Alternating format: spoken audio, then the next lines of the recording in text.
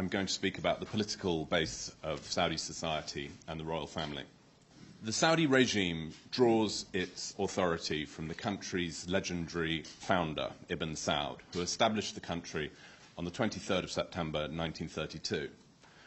Its chief source of legitimacy has always been religious, inferred upon it by the ulama, which in a conservative Muslim country is extremely important, arguably more important than democratic legitimacy in a democracy. The principal goal of the regime is to stay in power with all the privileges it has always enjoyed. The national interest, Islam, human rights, pan-Arab concerns, and all other considerations have no bearing on political decisions and policy making, which is decided exclusively by the royal family.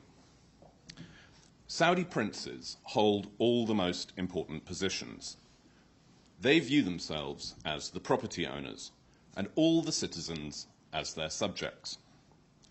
Their sense of ownership extends to the land and everything on it. They believe they exclusively have the right to decide the nation's history, religion, and culture. And because they control the two holy mosques, this means they also determine how Islam is interpreted for millions around the world. There is no freedom of expression or freedom of association in Saudi Arabia, and no opposition is tolerated. This is not because of Sharia law, but because of the royal family's fear that allowing freedoms will undermine their control. Some criticism of local municipality councils is tolerated, but anyone who publicly criticizes the king faces charges of heresy, which is categorized as a religious crime, although it has no basis in Islamic law. Occasionally, Western media or human rights groups can influence the Saudis to moderate their behavior. One recent example of this was the release of Prince Walid bin Talal. A few days before he was released, a Canadian businessman gave a live TV interview to BBC Newsnight, in which he testified about the ill treatment Walid had been receiving in detention. The businessman was one of the people the Saudis had flown in to confront him. They flew in former wives and business adversaries of several moguls in order to try and break them. Shortly after the BBC interview with this businessman, Prince Walid was released, but not before giving a curious video interview to Reuters. In the Reuters video, a cadaverous, bearded, twitching Prince Walid denounces the BBC report as lies and insists that he has been well treated, while walking around a suite in the Ritz, drinking from an open can of Pepsi and holding up sachets of mustard and tomato ketchup as evidence. Since Prince Walid is a health fanatic and a vegetarian who never eats condiments like mustard and ketchup, nor touches soft drinks or food left standing for more than a few minutes, it seems that he was using these props to send a signal to people who know him well that he was speaking under duress, a possibility acknowledged by Reuters in their report. His release a few hours later underlines the acute sensitivity of the regime to Western media coverage and its existential fear of losing Western political and economic support. As long as royal family members stay on the right side of MBS, they are unaccountable for their actions and enjoy total immunity before the law.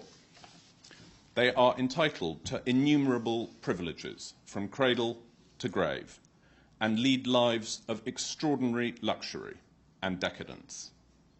They help themselves to all the state has to offer, including its oil and mineral wealth. Royal family members carry special identification documents, like a diplomatic passport, that entitles them to first-class treatment everywhere they go. And they spend vast sums on themselves and on their huge retinues of hangers-on. Decision-making in Saudi Arabia is exclusively in the hands of the royal family.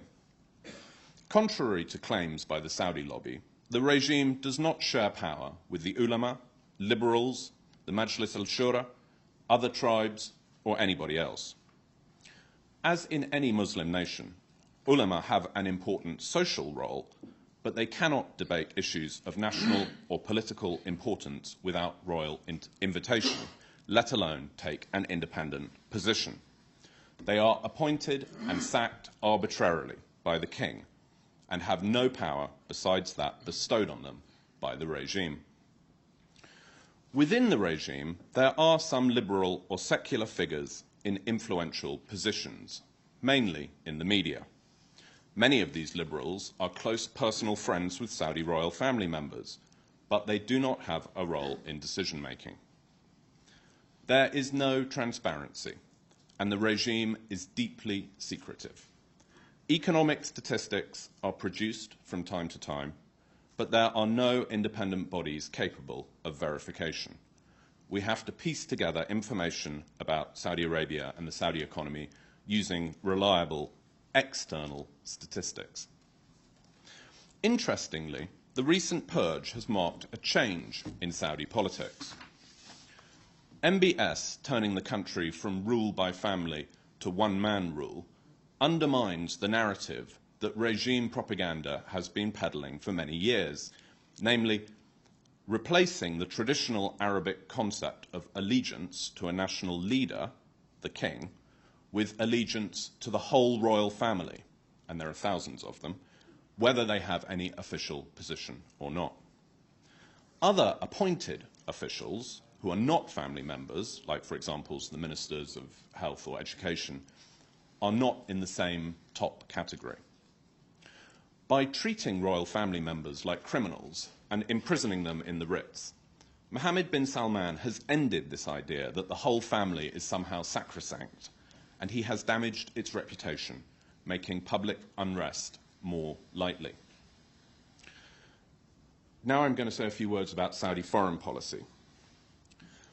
The principal aim of Saudi foreign policy is to keep the regime in power. The established means of achieving this is through pleasing the kingdom's patron, the US.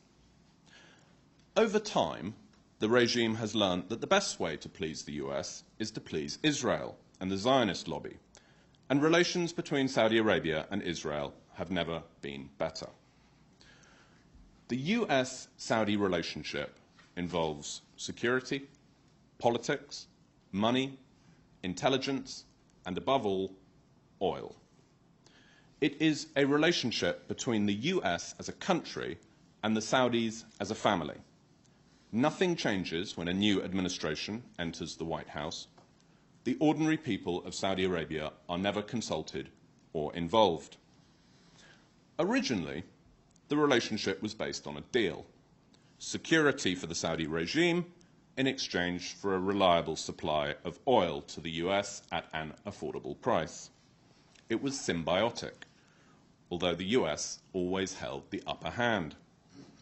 Since 9/11, the balance of power has changed, and now it is overwhelmingly in favor of the US.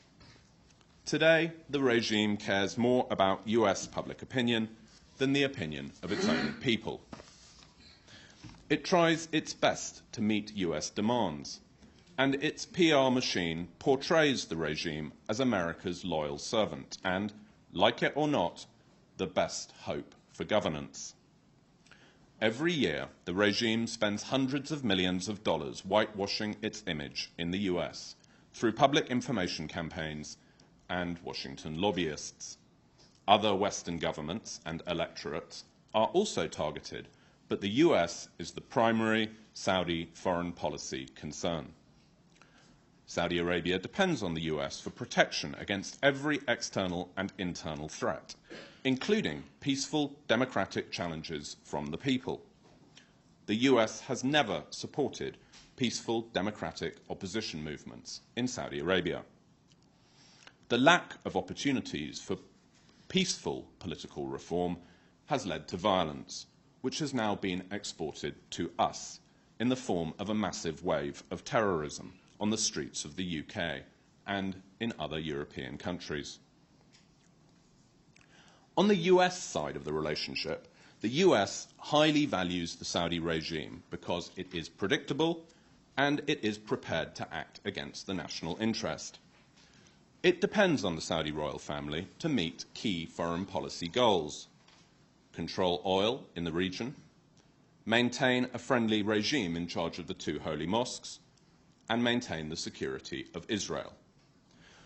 Though the relationship is strategically and economically important for both sides, it is a paradoxical alliance between the world's most open democracy and self-declared enforcer of global freedom, backed by a Christian majority, and one of the most repressive, secretive, and corrupt absolute dictatorships in the world, ostensibly observing a puritanical strain of Wahhabi Islam. As a result, both governments have come to learn that it is best if they conduct their affairs in deep secrecy. The details of their relationship are politically toxic to both of them. This is why business dealings between the two parties are kept secret, and US government files concerning Saudi Arabia are routinely kept secret for 50 years, some even longer. And when they are declassified, they are partially redacted, showing the extreme sensitivity of the material. Both sides avoid public criticism of one another. The US routinely turns a blind eye to gross human rights abuses by the Saudis, which in countries such as Iran or Sudan would certainly have resulted in strong US criticism, or worse. Only once have the Saudis acted against the US interest: in October 1973, when King Faisal joined an Arab oil embargo against the US, and in a matter of days, the global oil market was thrown into chaos, and Americans were waiting in long lines to buy petrol. Besides its relationship with the US, Saudi Arabia always supports monarchies and dictatorships and opposes the emergence of any other Islamic regime or any other kind of indigenous Arab political liberation movement or group. Pragmatic or temporary support for Islamic or Arab nationalist causes is possible, but there are no principled long-term commitments. If I have time, I will just say a few words about Saudi embassies. Most day-to-day business in Saudi embassies is serving the interests of the royal family, their personal and business needs, getting them visas, managing their assets, arranging professional services like lawyers and so on. But Saudi embassies also monitor foreign media for criticism of the regime. All media comments are collected, and any allegations are often addressed in Saudi-controlled media. The embassy will also not hesitate to take legal action. The influence of the Saudi lobby is second only to that of the Israelis. Every Saudi embassy also devotes considerable resources to monitoring Saudi nationals in the country. Saudi external intelligence tries to monitor all Saudis abroad, and it operates a large network of informers and spies. Embassies are also involved in the Saudi government program to kidnap dissidents and defectors living abroad. In the past few years, the Saudis have abducted at least 3 royal family defectors and taken them back to the kingdom against their will. In Switzerland, in 2003, after Prince Sultan bin Turki was drugged and violently kidnapped and taken back to Saudi Arabia on a special medevac plane, the Saudi ambassador in Switzerland and the embassy staff came to his hotel suite afterwards to gather up all his belongings and pay off his staff. That same year, the UK government expelled a Saudi diplomat after a court found he had corrupted a British policeman to use the UK National Police database to find out about Saudis living in the UK. One well-known Saudi dissident, Mohammed al-Masari, subsequently had to enter a witness protection program. Saudi embassies also monitor Muslim groups, sects, and mosques, and using their money and influence, the Saudis try to exert control over Muslim thought globally. I will stop there. Thank you very much. I'm happy to answer any questions.